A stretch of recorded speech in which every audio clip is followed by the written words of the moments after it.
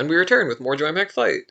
Today I thought I'd start a series going over the history of specific characters in JMF's competitive scene for those who might be interested. And personally, I think Giganto is the perfect character to start with. He's nothing crazy, he's only around a B or C tier on most current tier lists, but there's a pretty interesting story to how he got there, and I'd say he's fairly representative of JMF as a whole. Well, not in playstyle, but certainly the ways he evolved. You'll see what I mean. Oh, and it helps that I was never involved with his competitive development whatsoever, so the first video in the series will just be me bragging about how cool I am.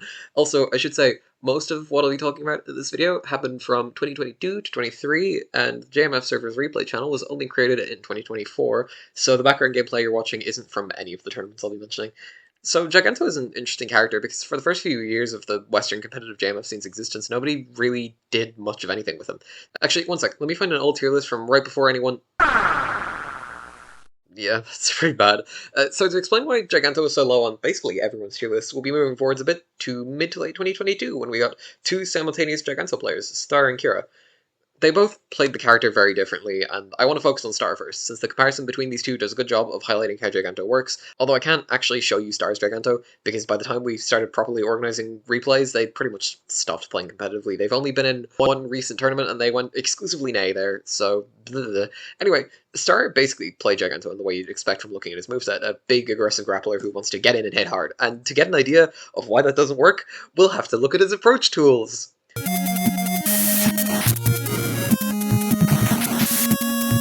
They're not good. Okay, they have their uses, but strictly looked at as tools for closing the distance, they're abysmal. They're slow, readable, and easily countered by most characters. Giganto really struggles with getting in. If he tries doing anything from full screen, most of the cast will be able to easily deal with him, and anyone with a projectile can just bully him from a distance, and he can't do much of anything about it. Giganto is a close-range grappler who lacks the tools to get into close range and do any grappling. Add to this the fact that he comes with the slowest possible walk speed, and some of his normals just flat out don't deal any block stun, and he comes across as borderline non-functional if you're expecting to play him aggressively. Star never did particularly well with Giganto, and eventually ended up swapping to Nay instead. I don't want to give the impression Star did nothing for the character. More recently, they ended up writing his wiki page, which is generally quite good as far as I can tell, but their competitive history is still a good demonstration of what most people were doing with Giganto at the time and why it wasn't working.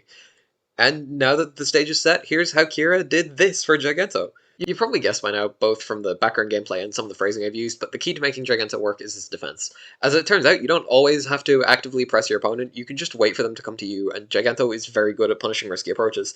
And then, once your opponent stops trying to be aggressive...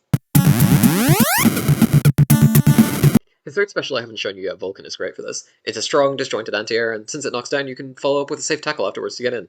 Speaking of tackle, that one has its uses too. The startup doubles as another anti-air, riskier than Vulcan, but with a much greater reward, and if it's spaced just right when it's used from a distance, it can lead into a tech throw and block.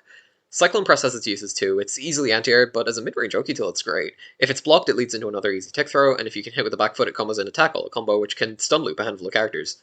His normals are also pretty solid. If you can hit with GP, you can set up a tackle from there to lead into a tech throw, and the range is long enough that even without any block stun, some characters still can't punish it at its full range. His sweep is also good for its range, and he has one of the few actually useful regular punches, being able to reliably keep knee attackers out and having an insane 16 frames of block stun. His jump normals seem bad on the surface, with jump punch having this really weird hitbox and jump kick not really having any block stun, but their weaknesses make up for each other. Jump kick is disjointed enough that it works well as a spacing tool for approaches, so the opponent is basically forced to block. By comparison, jump punch's 16 frames of block stun require the opponent to anti-air more actively to avoid a tech throw and Giganto lands. So when both jump normals require exact opposite approaches to counter effectively, they're able to be much stronger than they would be otherwise.